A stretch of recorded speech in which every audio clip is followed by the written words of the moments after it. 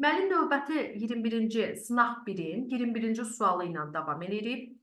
Deməli, 21-ci sualda nə deyir? 21-ci sualda bizə deyir ki, aşağıdakı qrafiklərdə bir məməli heyvanın ana yumurta hüceyrəsinə meyoz bölünməsi zamanı, bax, altından xətt çəkirik, meyoz bölünmə deyir. Meyoz bölünmə zamanı bəzi dəyişikliklər göstərilmişdir. Sentriollar arasındakı məsafə zaman keçdikcə azalır. Sentriol arasındakı məsafə. Deməli, iki sentriol arasındakı məsafə zaman keçdikcə artır. İki qardaş xromatidlər arasındakı məsafə zaman keçdikcə artır. Deməli, necə götürürük?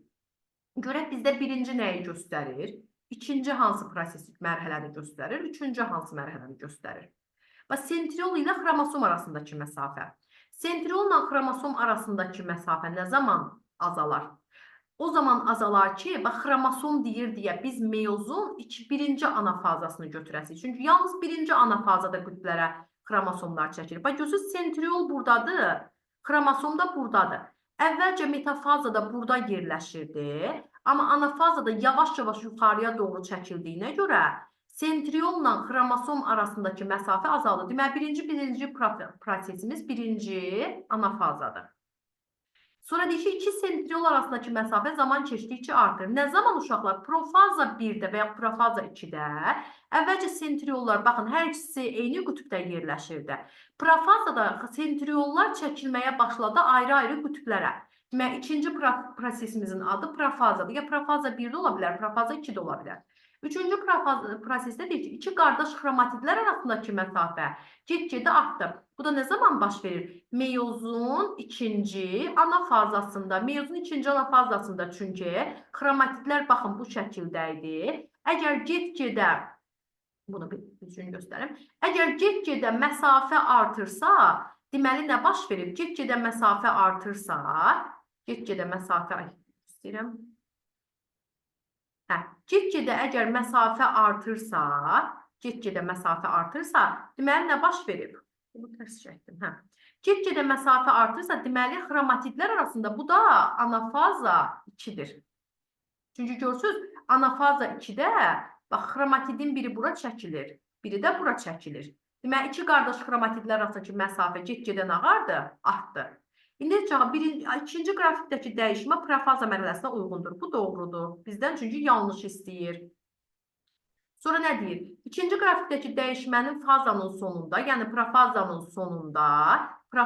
sonunda deyir, nüvə qılafı əriyir. Bu da doğrudur. Bunu da doğru götürəm. Üçüncü qrafikdəki dəyişmə ikincidə baş verir. Üçüncü qrafikdəki dəyişmə anafaza. Üçüncü qrafikdə, bəli, anafaza 2-də. Birinci qrafikdəki dəyişmə zamanı homoloji xromosomlar bir-birindən uzaqlaşır. Bəli, xromosomlar. Birinci anafazada xromosomlar uzaqlaşırdı. Birinci qrafikdə dəyişmə telofaza xeyr. Telofaza deyir, burada söhbət çəkmir. Ona görə yanlış cavabımız olur Y bəndə. Növbəti sualımıza keçirik. Növbəti sualımızda deyir ki, zulal molekulunda en sayda amin turşusu olarsa, bu molekulunun tərkibindəki amin turşu qalıqlarının radikalsız hissələrindəki karbon və oksigen atomları arasında neçə rabitə olar? Baxırıq. Baxın, en sayda amin turşusu var. Amin turşunun sayını bilmirəm. Radikalsız hissə deyir deyə, artıq zulalın tərkibindədir.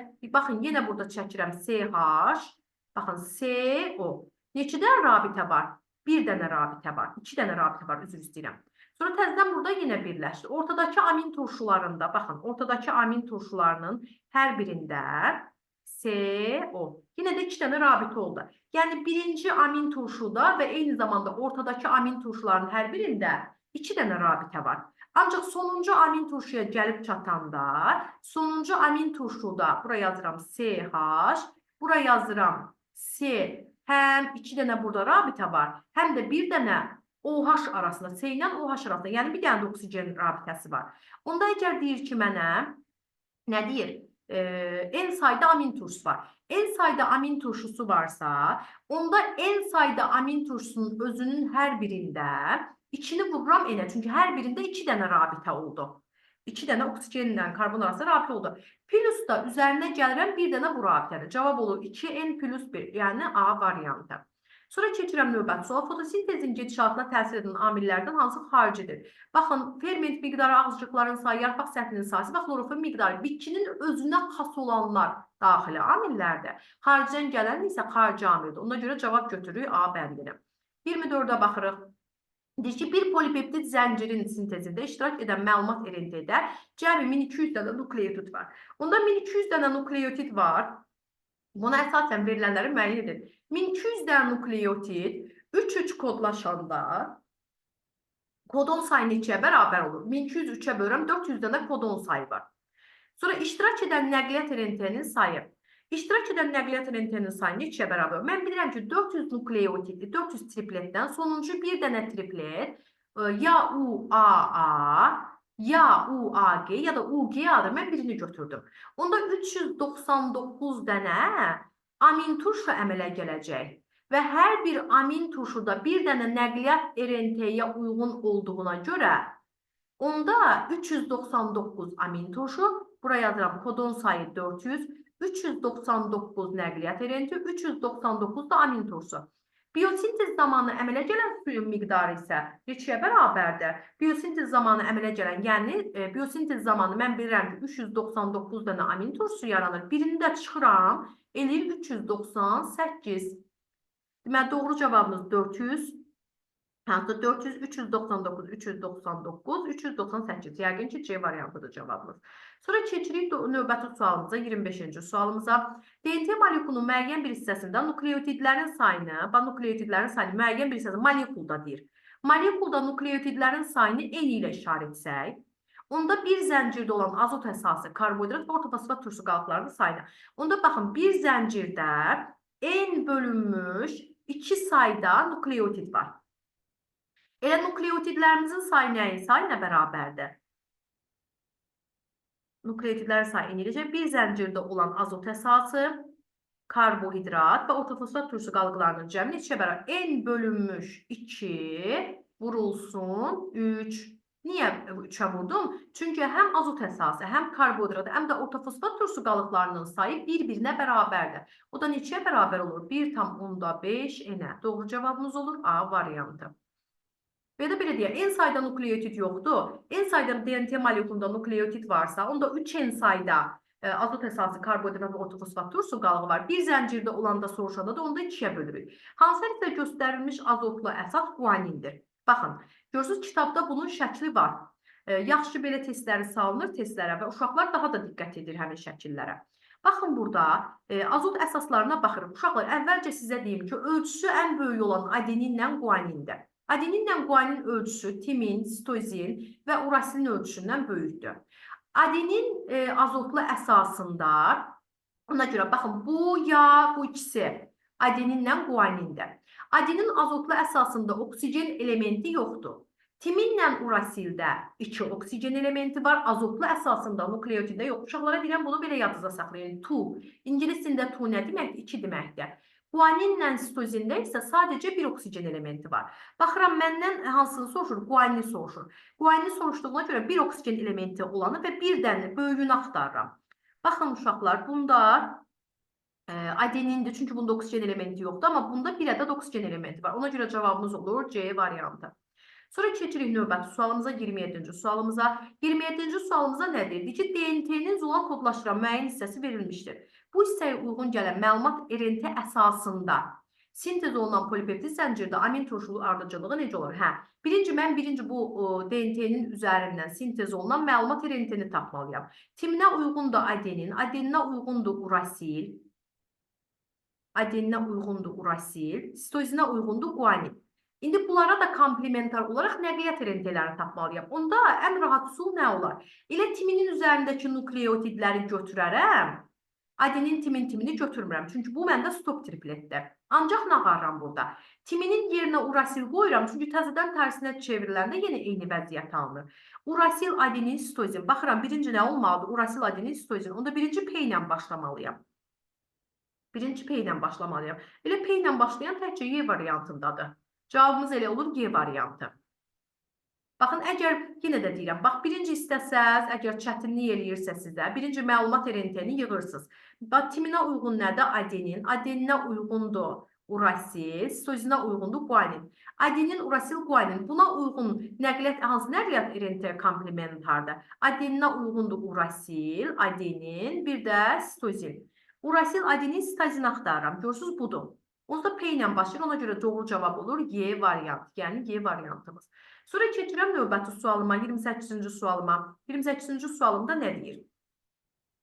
Hansı strukturun tərkibində ribosoma rast gəlinməz? Mitoxondridə, sitoplazmada da var, DNT-də var, RNT-də var. Ribosom da var. Sitoplazmada ribosom olur. Kloroplastda ribosom olur. Endoplazmatik şəbəkədə hətta dənələrin üzərində ribosomlar olur. Amma Golgi aparatında ribosom yerləşmir. 29-cu sualımız. 29-cu sualımız çox maraqlı sualdır. Deyir ki, deməli, toxumluqda yetişmə zonasına daxil olan hüceyrələrin sayı 2-dir, yumurtalıqda da 4-2-dir. X sayda hüceyrə daxil olubsa, hansında? Toxumluqda. Toxumluqda onda əmələ gələn A-nın sayı, yəni əmələ gələn qametlərin sayı 4x-ə bərabərdir. Amma yumurtalıqda 4x sayda hüceyrə daxil olubsa, əmələ gələn B qametlərinin, çünki qametlərin sayını deyir.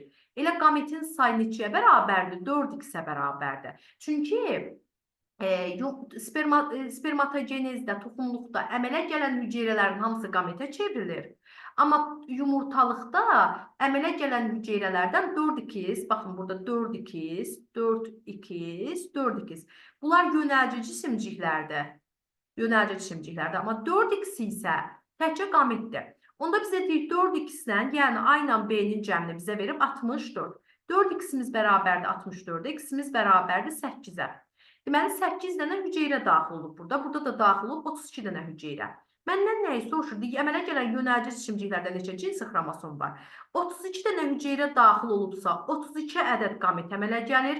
Qalan 3x-i, yəni 32-yi 3-ə vuranda neçə eləyir? 96-sı isə yönəlci cisimcikdir. Cavabımız olur 96. Hər bir yönəlci cisimcikdə haploid xromosomuna malik olduğuna görə və hər birində də bir dənə cinsi xromosom olduğuna görə hər biri bir ədəd cinsi xromosom, hər bir 96 ədəd yönəlci cisimcikdə 96 cinsi xromosomu daşıyır. Bir bitkidə iki fərqli orqanoid arasındakı əlaqə göstərilmişdir. Baxırıq. Burada günəş mitoxondridə hansı maddələr xaric olunur? Baxırıq, birinci bizə verib karbon qazı. Bəli, mitoxondridə karbon qazı əmələ gələ bilər. Çünki mitoxondri hüceyrə daxili tənəffüsü təmin edir. Hansı yanlış verilib? O bir doğrudur. Buna görə bir nə götürdük? Biri karbon qazı götürdük. Sonra deyir 2 baxın, 2 su. Bəli, proses nəticəsində mitoxondridə baş verən maddələrin mübadiləsi nəticəsində su əmələ gəlir. 2 də doğrudur. Üçüncü glukoza, bəli, xloroplastda nə əmələ gəlirdi? Glukoza, ona görə bu da doğrudur. Dördüncü ATF, bəli, ATF əmələ gəlirdi uşaqlar, amma ATF hara keçmirdi? ATF mitoxondriyə keçmirdi. Beşinci oksigen də, oksigen də xarici mühitə keçir və həm də mitoxondri onu istifadə edir. Ona görə yanlış cavab olur, D bəndi. Sonra gəlirik 31-ci suala. 31-ci sual biraz səbir tələb edən sualdır. Deməli, Camal, C-A-M-A-L, bunu qoşuruq uşaqlar.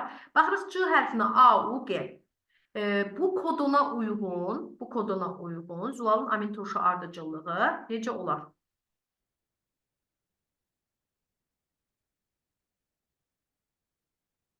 Kod ardıcıllığı deyirsə, onda biz DNT-nin üzərindəkilər axtarırıq. Deməli, C-yə A-U-G-dirsə, A-U-G-yə uyğun nə olasıdır? Timin, adenin, yanlışı soruşur bizdən. Timin, adenin, bir də sitozin. Hamısında timin, adenin, sitozin var. Ona görə hələ ki, çıxdaş eləyə bilmirik. Yazırıq birinciyə nə? Timin, adenin, sitozin. İkincidə görün nə qədər kodonlar var. Birinci kodona nə uyğun gəlir DNT-də? Uyğun gəlir sitozin, guanin və timin. Baxıram, sitozin, guanin, timin olan bunda var. Ona görə bu ola bilər. Bunu götürmürəm. Sonra sitozin, başqasında yox. Sonra sitozin, urasil. Sitozin, urasilə uyğun gəlir. Guanin, guanin, bir də adenin. Baxıram, guanin, adenin bunda da var. Bu da ola bilməz. Bu cavabı da çıxdıq. Hələ ki, bunu çıxdıq. Sonra guanin, sitozin, urasilə uyğun gəlir. Sitozin, guanin, adenin. Sitozin, guanin, adenin. Baxıram, görüm. Sitozin, guanin, adenin. Bu yoxdur hələ ki. Sitozin, guanin, urasilə uyğun gəlir. Guanin, sitozin, adenin. Guanin, sitozin. Və bu da var. SGA da var burada. Bir dənə D variantı görürsünüz, uyğun gəlmir. Elə cavab çıxdaşla tapıram D variantı. Sonra gəlirəm növbəti sualımıza. Növbəti sualımızda deyir ki, 32-ci sualda cədvələ əsasən x-in yerinə yazıla bilər. Yumurta hüceyrə tam bölünmür, sürfə mərhələsi olmur. Onda düzünə yolla inkişaf axtarırıq. Balığı çıxdım, sürfə mərhələsi var. May böcəyində sürfə mərhələsi var. Sonra qurbağada sürfə mərhələsi var. Qaldı cavabımız ev iti ilə kərtənkələ. Yumurta hüceyrə deyil, tam bölünmür. Tam bölünmürsə kərtənkələni götürürük. Çünki yumurta hüceyrəsi iri idi. Sonra 33-cü sualda aşağıdakı cədvəldə xüsusiyyətləri verilən X, Y və Z orqanoidləri ilə bağlı aşağıdakı fikirlərdən hansı mütləq olaraq doğrudur? Demək, X orqanoidi hansı orqanoid isə bunda evkaryotlarda rast gəlinir, aktiv sintez etmə qabiliyyətinə malikdir, bir də nuklein turşusuna malik ola bilər. Bu uşaqlar həm xloroplast ola bilər, həm də mitoxondri ola bilər. X. Onda X-lə olan, baxaq, X mitoxondridir. Mütləq doğrudur deyir. Mütləq doğru deyil axı. Ona görə bunu çıxıram. Çünki xloroplast ola bilər. Sonra X-lə olan cavab sadəcə bu. Y baxıram. Həm evkaryotlarda var, həm prokaryotlarda var. Aktiv sintez eləmir, amma nuklein turşusuna malikdir. Bu evkaryotlarda da var, prokaryotlarda da varsa bu ribosomdur. Bu ribosomdur. Y olan cavablara baxıram. Y orqanoidi DNT-yə malikdir. Xeyr, yanlışdır. Yanlışdır. Y orqanoidi mütləq zulal biosintezinə həyata keçirir. Bəli, bu mütləq doğru ola bilər. Çünki prokaryotlarda olan orqanoid nuklein turşusuna malikdir. İndi baxaq digər cavablarda hər ehtimala qarşı yoxlayaq. Z-də evkaryotlarda da yoxdur. Sadəcə prokaryotlarda da var. Nuklein turşusuna da malik deyil. Yox, evkaryotlarda var, amma aktiv sintez eləmir. Nuklein turşusuna da malik deyil. Baxıram Y, Z-lə olanlara. Z orqanoidi Golgi aparatıdır. Ola bilər. Ola bilər. Mütləq doğrudur deyir. Nuklein turşusuna malikdir. Həm evkaryotlarda var, həm prokaryotlarda var. Həm evkaryotlarda, həm də prokaryotlarda olan orqanoid bu ribosomdur. Onda doğru cavab X və Z orqanoidlərinə eyni hüceyrədə rast gəlinməz. Deməli, ən doğru cavab əslində burada gəlir, çıxır Y variantı. X və Z orqanoidinə X və Z orqanoidə. Yox, bu yox. Onda doğru cavab elə bayaq dediyim kimi zulal biosintezinə həyata keçirir. Bu mütləq doğrudur uşaqlar. Çünki bu hansı orqanoiddə? Məsələn, aktiv sintez eləmir evkaryotlarda. Nuklein turşusuna malik deyil. Nuklein turşusuna malik olmayan orqanoid həm də lizosom ola bilər. Yəni, bu mütləq Golgi aparatı ola bilməz. Ona görə doğru cavabımız D variantı. İlk öncə düz tapmışdıq. Sonra keçirik növbəti sualımıza. Verilən əlamətlərinin hansını həm mitoz, həm də meyoz prosesinə aid eləmək olar. Sonda əmələ gələn hüceyrələrin xromosom sayının 2 dəfə azalması.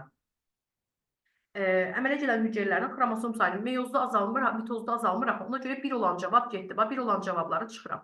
Getdi. Sonra sonda əmələ gələn hüceyrələrin xromosom sayının 2 dəfə artması. Bu heç birində olmur. Ona görə 2 yoxdur. Ümumiyyətlə 2-də çıxdım. Bölünmədən əmələ gələn hüceyrələrin uzun ömürlü olması.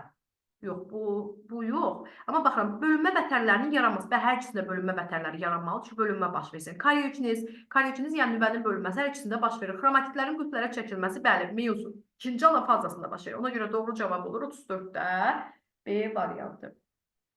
Sonra keçirik növbəti sualımıza, 35-ci sualımıza. 35-ci sualımıza nədir? Diploid xromosom yığımlı canlının 4 somatik hüceyrəsində və 2 qametində olan xromosomlarının sayının cəmi n-ə bərabərdir. Diploid xromosomlu bir canlıdır. Uşaqlar, birinci nəyi yazıram? Diploid xromosomlu bir canlıda ikisi cinsiyyət xromosomudur. İkisi cinsiyyət. Haploid xromosomlu qametdə isə biri cinsiyyət xromosomudur.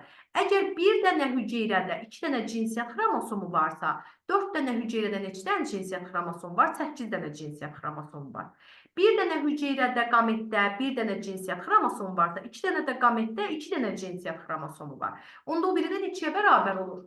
O biri də 2-yə bərabər olur. Onda qametlərlə deməli, 8 dənə autosom bədən hüceyrəsində cinsiyyət xromosomunun sayıdır. 2 dənə də qametdə olan cinsiyyət xromosomunun sayıdır. Cəmi 10 dənə cinsiyyət xromosomu var. Və deyir ki, bu qədər hüceyrədə autosom xromosomlarının sayı neçəyə bərabərdir? N-ə bərabərdir. 4 somatik hüceyrəsində və 2 qametdə. Onda nə yazıram? 4 somatik hüceyrə 4 vurulmuş 2N üstəgər 4 vurulmuş 2N üstəgər 2 vurulmuş N bərabərdir neçəyə? N-ə. N-ə bərabərdir. Onda 10 N-imiz bərabər olur neçəyə? N-ə. Bu oldu bunun bütün bədən hüceyrəsində olan həm qametdə, həm də somatik hüceyrədə olan bütün xromosomlarının sayı. Yəni autosom yox, ümumi xromosomların sayı. Axı məndə deyir ki, cəmi neçə autosom xromosom var? Autosom xromosomunu tapmaq üçün mən nə qarıram? Bədən hüceyrəsindəki xromosomların sayından cinsiyyət xromosomlarının sayını çıxıram. Cinsiyyət xromosomlarının da sayını neçə tapmışam? 10. Onda nə qarıram? N-dən 10-u çıxıram. Cavabımız olur C variantı. Növbəti sualımıza keçirik. Erkək arının spermatozoidinin əmələ gəlməsi zamanı aşağıdakılardan hansı baş verməz? Erkək arı, baxın necə yaranırdı. Erkək arı haploid xromosom dəstinə malik idi. Dişi arı diploid xromosom dəstinə malik idi. Erkək arı hansı proses nəticəsində yaranırdı? Partenogeniz nəticəsində yaranırdı. Onda erkək arıda spermatozoid əmələ gələn zaman mitoz prosesi baş verəcək ki, ondan spermatozoid yaransın, qamçı yaransın. İ ipliklərin əmələ gəlməsi baş verir. Çünki mitozda da baş verir, meyozda da. Kromatidlərin ayrılması harda baş verir? Kromatidlərin ayrılması mitozda da baş verir, meyozda da baş verir. Bu da oldu. Nüvə pərdəsinin əmələ gəlməsi hər ikide. Amma homoloji xromosomların yaranması yalnız meyozda baş verir. Ona görə yanlış cavab baş verə bilməz. Bu götürük D variantı. Hansı molekulun monomerləri eyni növdür? Yadınızdadır ki, biz demişdik ki, karbohidratların monomerləri eyni növ monomerlərdən, məsələn, o nişastadıkça glukozadan ibarət. Ona görə cavab götürürük D bəndi. 38-ci suala baxıram. Toxunluğun yetişmə zonasına daxil olan bir hüceyrədən əmələ gələn spermatozoidlərdə cəmi 36 dənə autosom var. Bu canlının bir bağırsaq hüceyrəsinin nüvəsində neçə xromosom olduğunu hesablayıb. Bax, yetişmə zonasına daxil olmuş bir hüceyrə. Toxunluğun yetişmə zonasına n sayda hüceyrə daxil olur. Mən bilirəm ki, n sayda hüceyrədən 4n sayda hüceyrə yaranır. 4n sayda hüceyrə yaranırsa, belə deyək də, 4n sayda hüceyrədən 4-ünü çıxıram. Çünki deyəcək, autosom xromosomlarının sayı 36-ya bərabərdir. Onda 4n çıx 4 bərabərdir 36-ya. Bu n xromosom dəstinin yox, sayını bildirir. 4n'imiz bərabərdir 40-a. N'imiz də bərabərdir 10-a. Deməli, neçə dənə hüceyrə daxil olub? 10 dənə hüceyrə daxil olub. 10 dənə hüceyrə daxil olub. Bu canlının deyil, bir bağırsaq hüceyrəsinin nüvəsində neçə dənə xromosom olar? Bu canlının bir bağırsaq hüceyrəsində deməli, xromosomlarının sayını hesablamaq üçün, bu da diploid N xromosom sayını tapdıq. Bəs diploid xromosom sayı neçəyə bərabər olar? 2-yə bərabərdir, onu da vururam 2-yə, 2-yə bərabərdir 20-yə. Çünki bir bağırsaq hüceyrəsini soruşur. Sonra gəlirik 39-cu suala. 39-cu sualda deyir ki, çox hüceyrəli heyvan orqanizmdə rast gəlinə biləcək strukturlar. Heyvan orqanizmi deyir deyə açıqdaşımı birinci eləyirəm. Hüceyrə divarım getdi. Xromoplastım getdi. Leykoplastım getdi. İri vakuolum getdi. Qaldı yalnız D variantı. Yalançı ayaq və miofibril.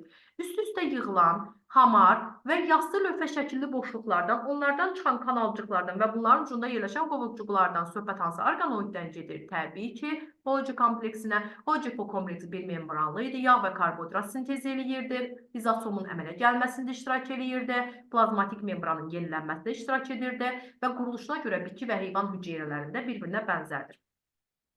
Suallarımızın izahı bu qədər. Sadəcə Zoom'da vaxtımız çatmadığına görə 40 sualı 2 mərhələli şəkildə izah etmişəm. İnşallah ki, bəyənərsiniz. Əgər bəyənmişsinizsə, abunə olmağı unutmayın. Hələlik.